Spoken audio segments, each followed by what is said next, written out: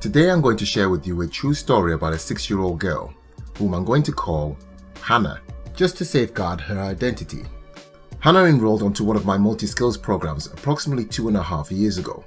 I could tell that from the moment Hannah arrived in my class that she was anxious and excited about taking part in the lesson. However, today's challenge was to complete a mini obstacle course. Now this young girl, like all the others, happily scaled the wall bars, climbed the ropes, crawled through the magic tunnel, balanced her way across the wooden bench, and shoulder crawled underneath the giant parachute.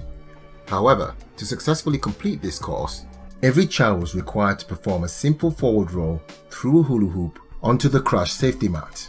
Easy, wouldn't you think? So they all shouted until it was their turn to do it.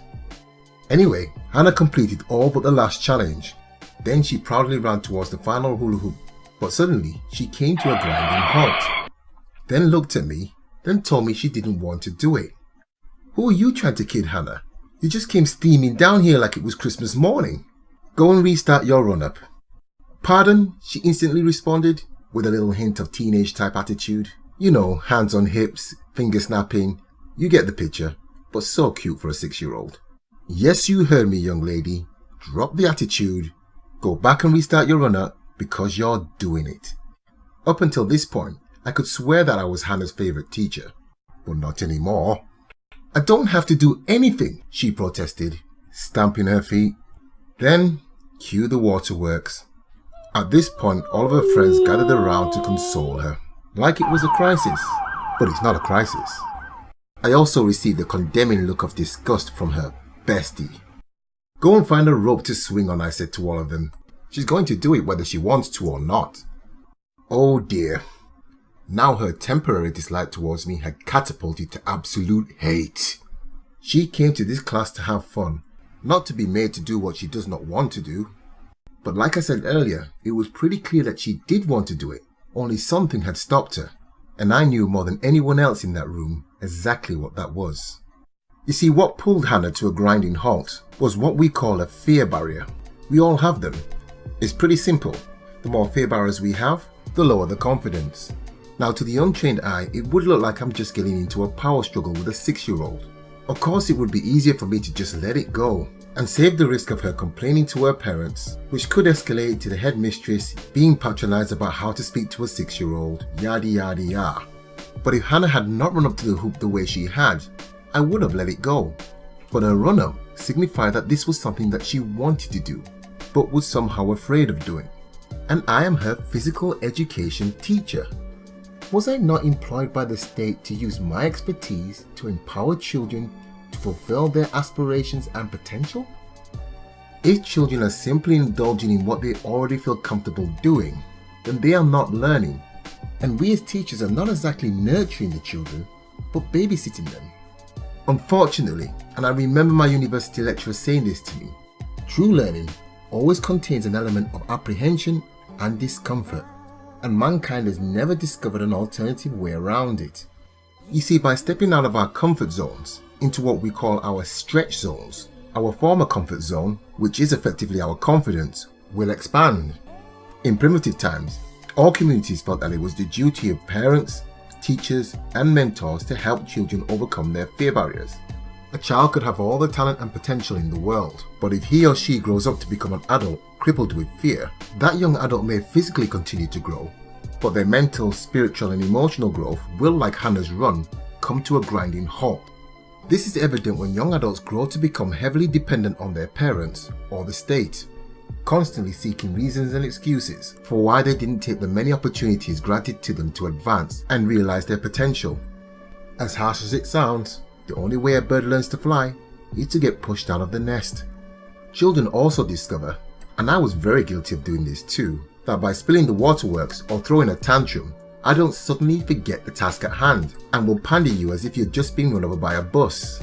Yes, our perception of fear can trigger our tears, so yes, it is okay for a child to cry.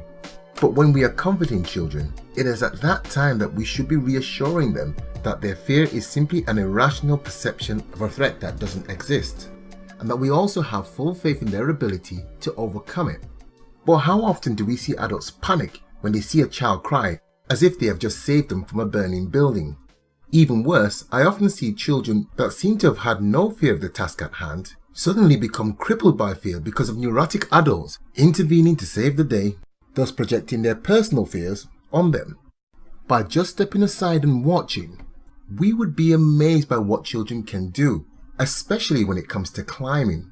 So for your amusement, I'm going to add some links to YouTube videos in the description box, which demonstrate what children can do when parents and adults are not watching them. So back to Hannah. A perceived threat often raises its head, not necessarily when the risks are high, but when the consequences of getting it wrong are severe. Here's an example. The average person can walk in a straight line. If asked to walk along a path that's 20 meters long and 50 centimeters wide, the same percentage of people will have no problem walking along that path. However, if the same path was raised 100 meters high, with no safety barriers and suspended between two cliff edges, most of us will struggle to do what we usually do 50 times a day. That is, walk in a straight line. Why? Because if you do fail to walk straight, something we never do anyway, you're not going to survive the fall. So when the consequences of failure is severe, it's at this point that we need our teachers, coaches, or mentors to help us to remain focused on the narrow path and not on the distracting consequences of getting it wrong. So when Hannah stopped crying, she realized she had no alternative but to perform the role. So I whispered in her ear to take a few steady deep breaths, in through the nose, out through the mouth, in through the nose, out through the mouth, which helps to return the body back to its natural and optimum physiological state. Then visualize performing the perfect forward roll through the hoop. She then held my hand as I guided her through the hoop as she performed the successful forward roll, to a rapturous applause. The proudest part of my job is to help a child overcome their emotional barriers, because from that point on, the sky becomes the limit. I also love to see the various facial expressions immediately after a fear has been conquered. In Hannah's case, Hannah looked confused. I'm guessing that she realized that I am not her enemy after all, and that this type of relationship was something new to her, and that the fear was, as I said, just an illusion. However, from that moment onwards, she became obsessed with performing forward rolls. It was almost as though I let a jack out the box. I could guarantee you that 9 times out of 10, if I ever saw Hannah alone in the playground, she would be performing a forward roll, which then extended to backward rolls, cartwheels, aerials, round-offs and reverse walkovers. I had just helped a young child to unleash her passion, an experience for a teacher that money could never buy. We are now working on Hannah performing these maneuvers on a narrow beam, and at this rate she certainly has what it takes to pursue the path of excellence. But let's just rewind the clock. Just imagine if I had backed down and allowed her not to attempt that forward roll. Anyway, if you enjoyed today's message and would like to hear more, please like, subscribe, or share this with a friend. Your support would be very much appreciated.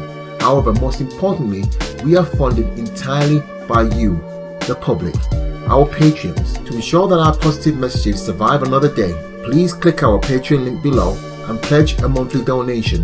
It could be a figure of whatever you wish. And by making a donation, we will be happy to address a topic of your request. Thank you, and let's continue to acquire the mind of a winner.